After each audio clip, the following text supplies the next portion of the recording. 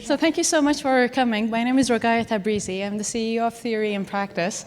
I'm going to pass the mic to, well, everybody has a mic, but I'm going to ask the speakers to actually introduce themselves instead of me butchering their backgrounds. So Helen, would you like to start? Sure. Hello, I'm Helen. I'm a machine learning engineer at a startup here in Toronto called DESA, and so I help build and ship machine learning systems at scale. My recent focus is on language, and then prior to that, I did a little bit of work in the telecommunications industry and a fellowship with Sidewalk Labs and also the Recurse Center most recently. So that's kind of where I'm coming from. Hi everyone, my name is Sarah Sun. I'm Chief Data Strategist of Goldspot Discoveries. We are also a startup that specializes in artificial intelligence, but for the mining industry. There's a lot of really cool, interesting things happening there, but they're really at the beginning of their AI adoption curve. And so I'm not gonna lie, at this point in time, it's a lot of education. So. Yeah, I'm Helen Konozopoulos. I'm the co-founder and Chief Growth Officer, I think, right now. I think that's what they told me to say. Of ODEA, that's how it's pronounced, ODEA, of Customer Journey Prediction Analytics. So we think about customers all the time. That's all I do, is thinking about the customer journey, who they are, how do we understand and go deeper into the customer and why they do the things they do. You can see and understand why companies would want to know that. Maybe they don't really care about their customers, so who knows. So that's what I do day in, day out.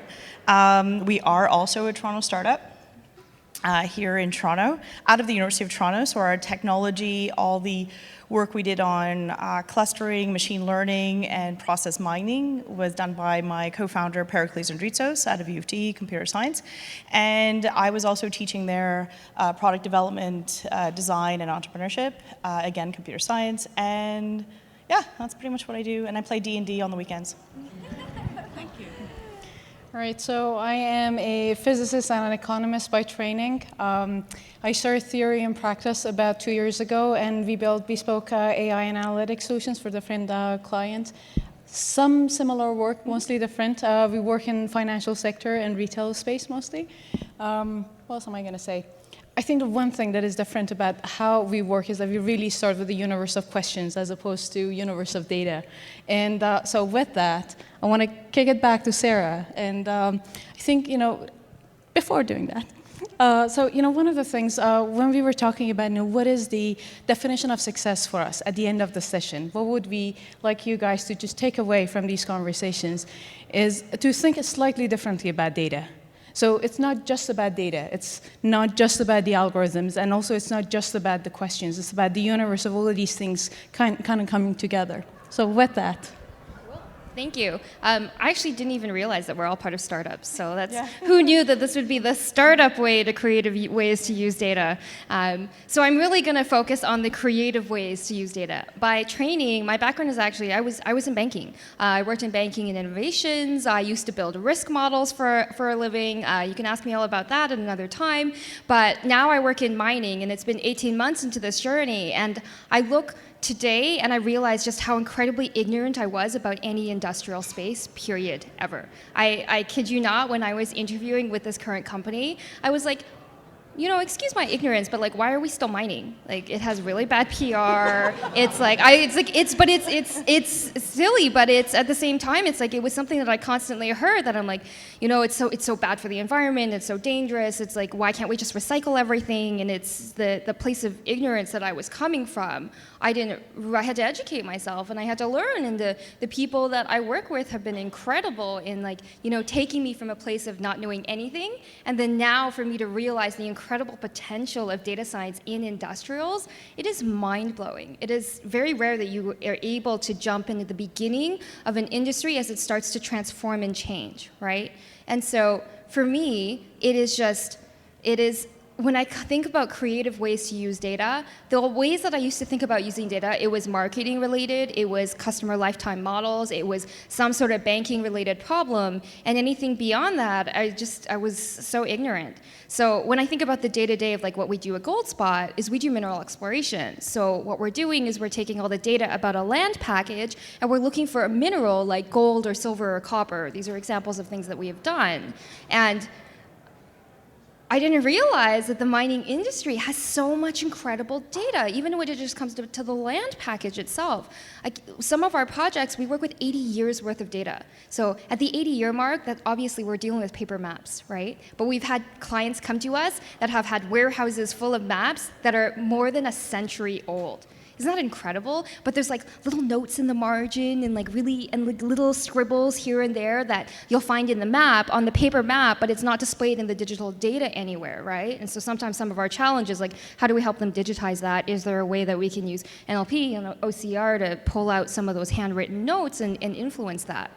But a really important part in our process as well is like we're taking all the data that's available and then we're actually scouring the web to see and understand if there's other sources of data that we can supplement that with. So like if we're thinking about working on a property, we go on like Bing Earth and Google Earth, or I don't know what the Bing one is called. Anyways, and you'll like walk the property and you use the satellite images.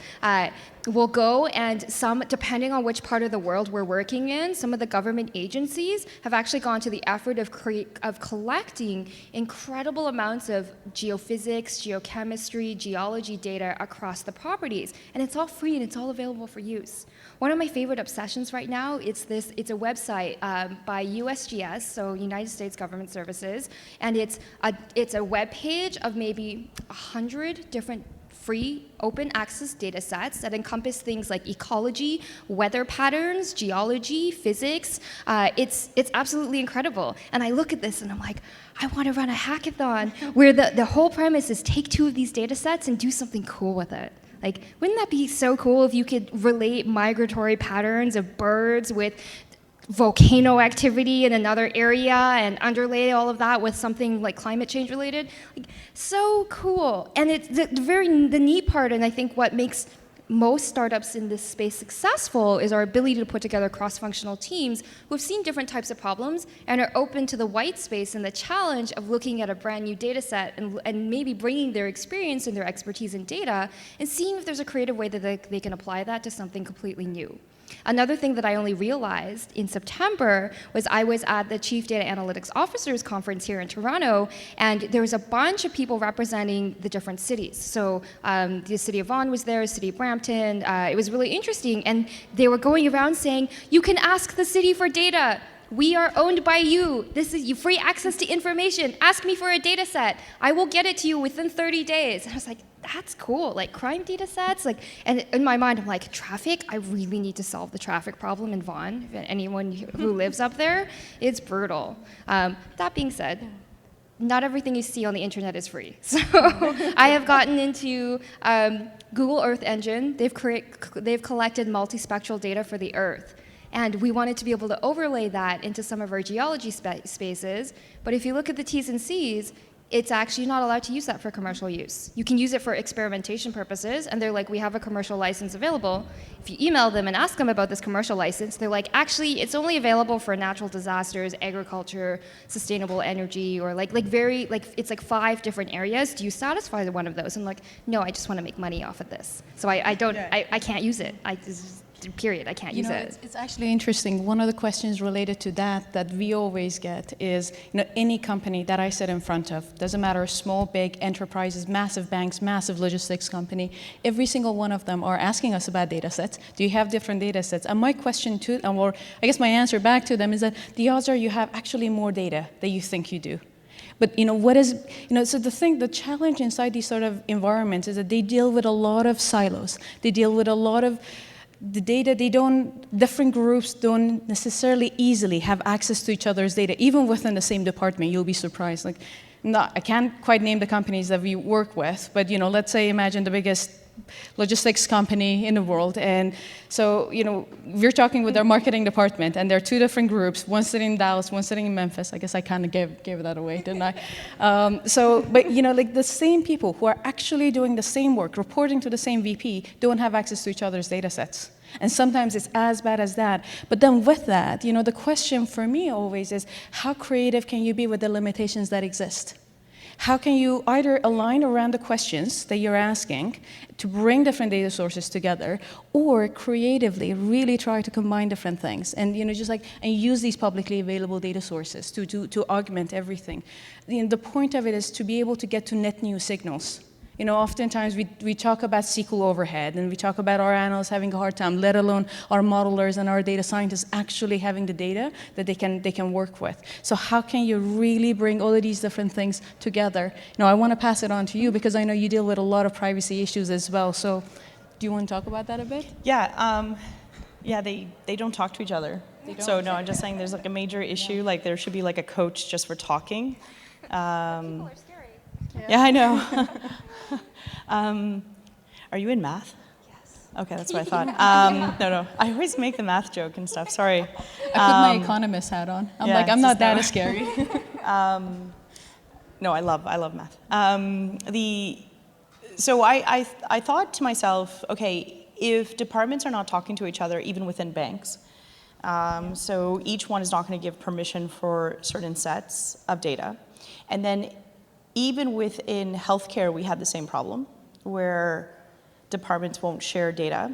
And I have been talking to a lot of hospitals in the past, and even now, what kind of architecture can we create that can be shareable and people know who is sharing with what? So I can give, like, this group will say, yeah, you can share my data. Let me talk to this group. You guys talk to each other, and then you are starting to, this is taking 6 months.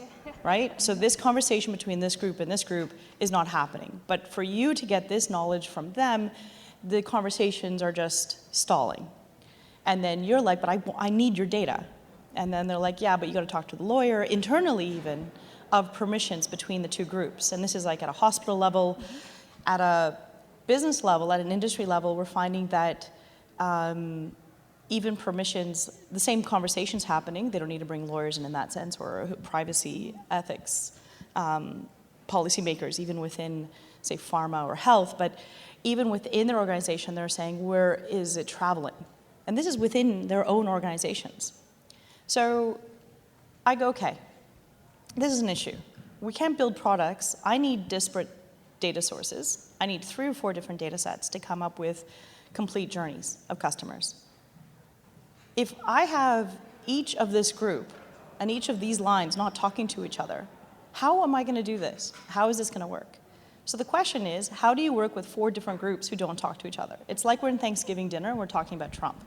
It's like at the end of the day, how do we have this? So the question is, how will you build products that create collaboration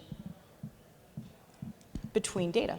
Like, that's the question. Like, how? So this is, instead of sitting there and saying, I'm going to work on negotiation and try to make you guys all talk to each other, how do I start in the product I'm building to create collaboration of data sharing?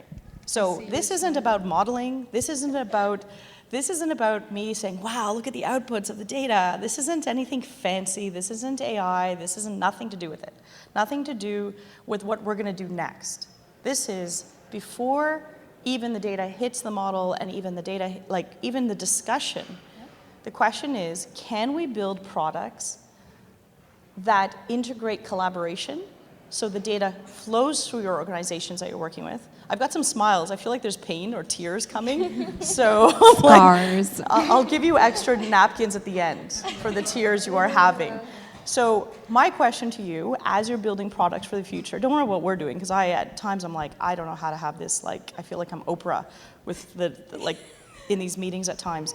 How will you think about designing how the flow of data will come from these organizations into the product?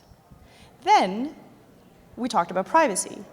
So beyond privacy by design, I'll Can I have. hold Oh yeah, you go on? for it. Oh no, you It wanted to say feels like something. you had a big Oh. smile on your face. Do you Okay, want to go say for something it. to this? No, I just before- wanted to before know. Before I say talking and about can What do you do when you're waiting for data in the meantime? What are the ways that you can be useful? There's ping pong.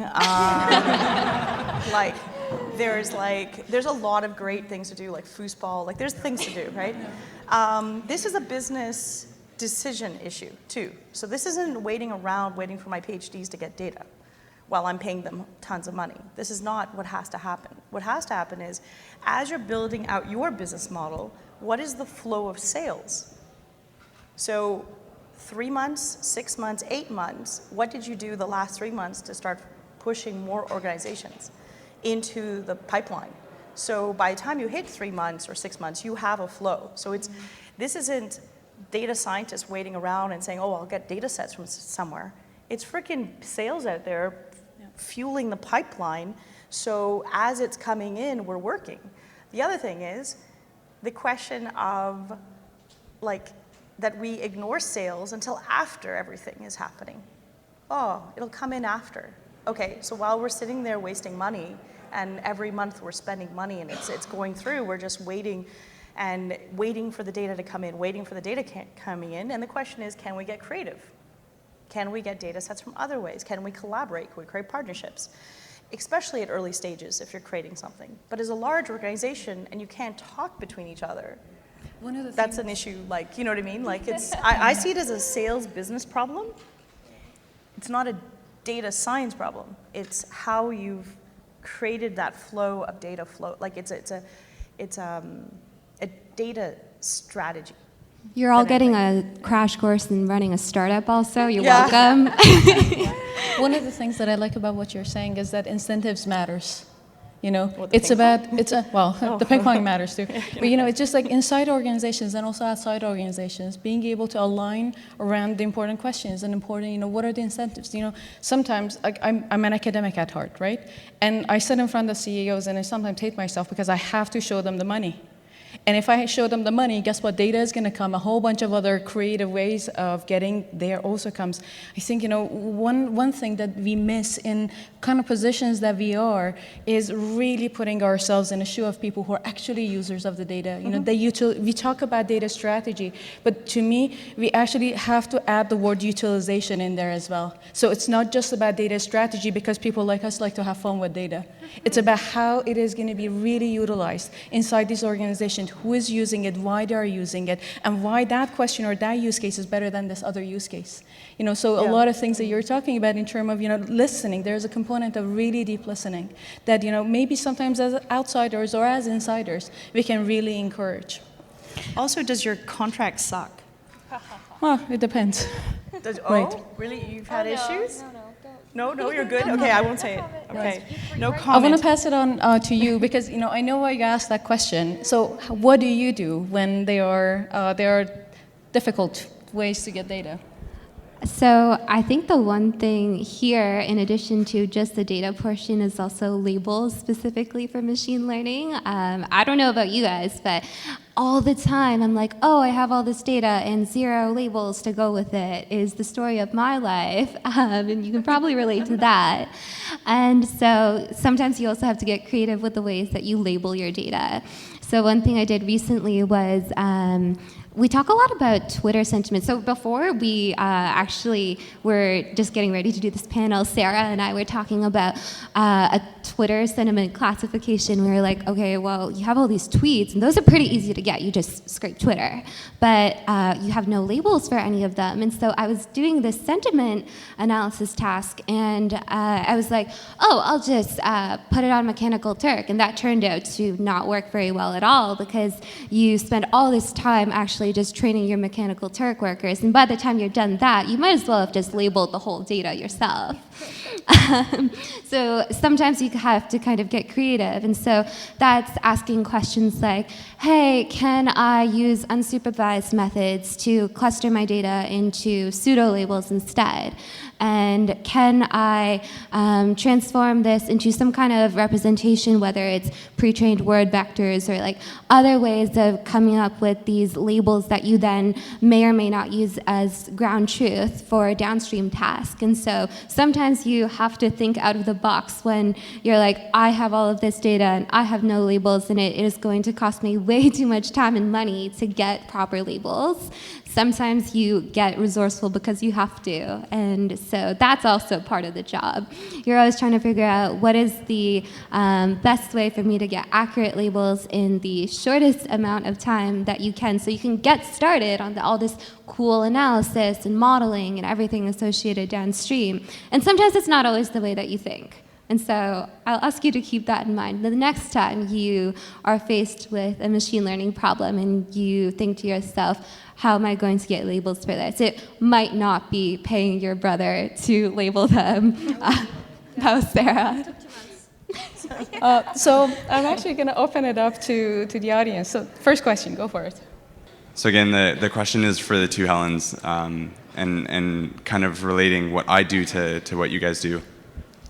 So we take conversations between advisors and clients, and we categorize them. We try to understand what the client was talking about, and the sentiment, right? And then the other half of the story is really the journey, right? What was the client doing in online and mobile, and why did they end up calling us? So it can be very tricky, like you guys touched on, right? There's so many different data sources. It can be tricky to get to all of them and even to stitch them all together.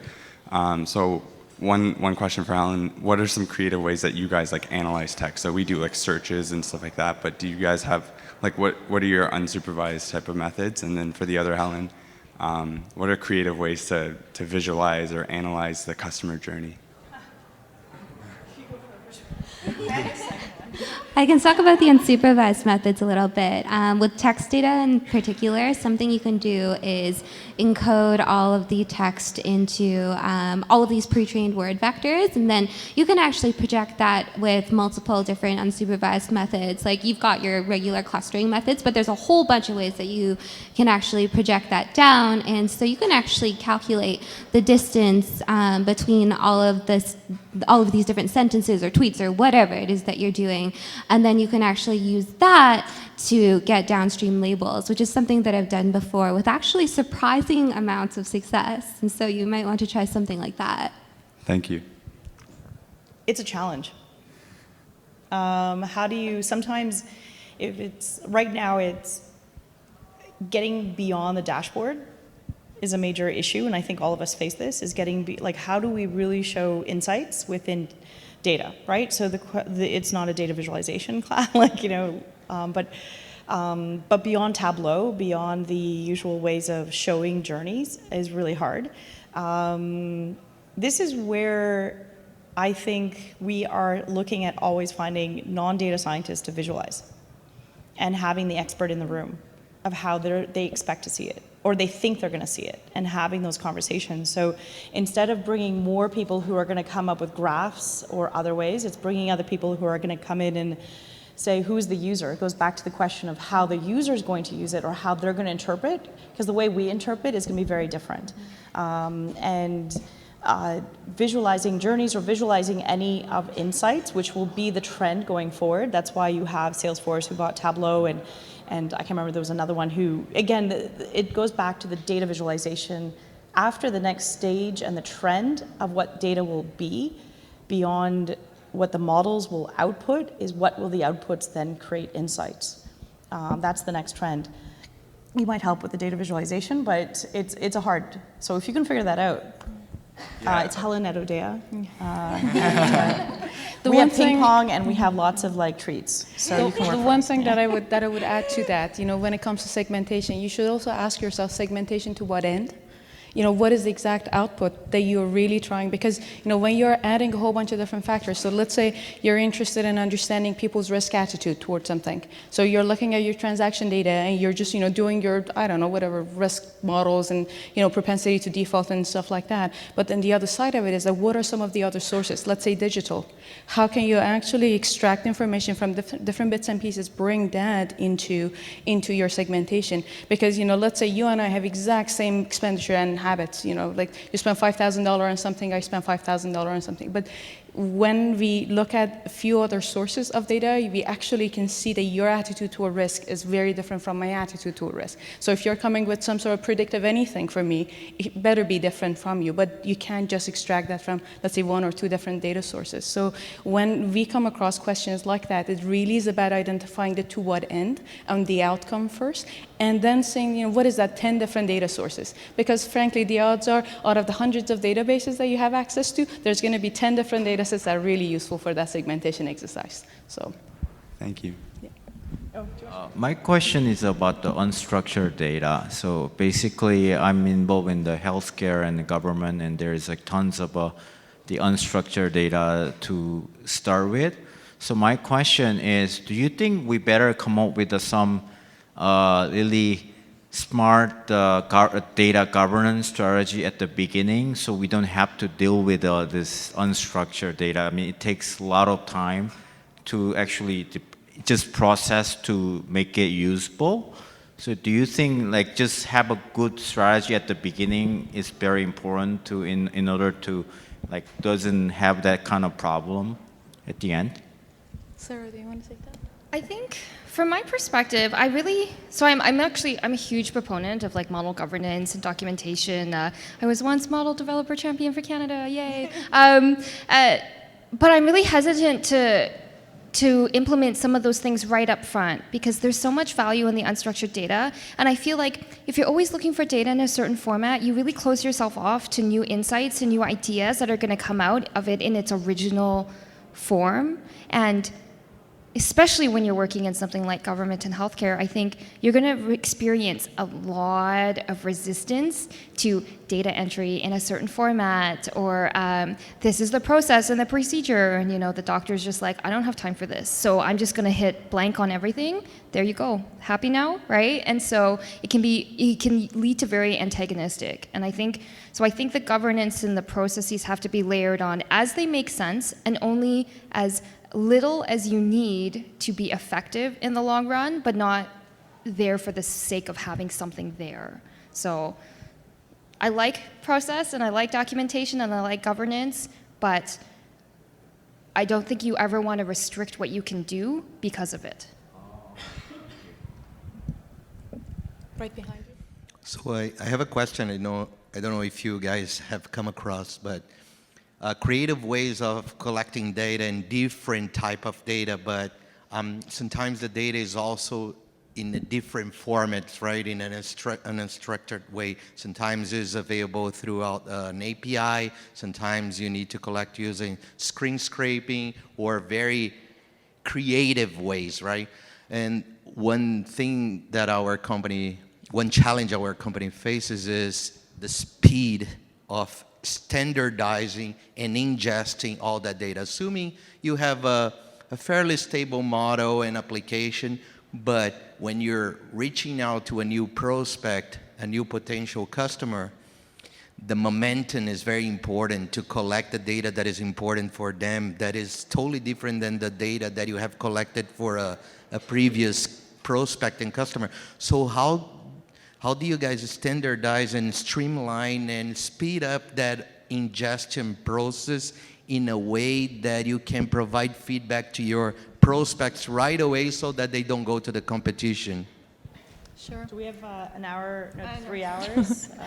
That's actually a really Yes. good question. And you know, frankly, the thing is, it is really, really hard to think about streamlining these processes without bringing conversation about automation and integration into the picture. So I totally agree with you. It's not about the models, because the models, you know, the odds are you train it, they work well, but you know, how are you really keeping track of the very dynamic data environment? It kind of goes back to what you're also talking about. You know, we're really big on data management systems.